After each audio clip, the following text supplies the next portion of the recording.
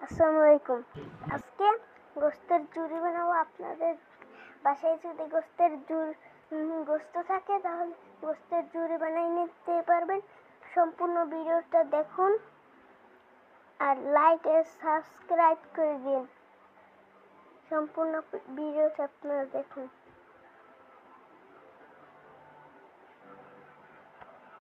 চুরে আসছে এখন। এবার গোস্তের ইটা কষিয়ে নিতে হবে।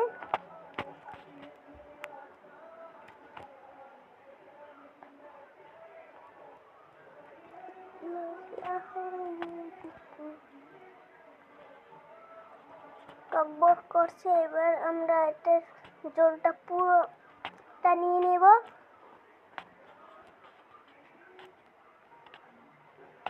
আর আপনারা প্লিজ লাইক করে দিবেন আর সাবস্ক্রাইব।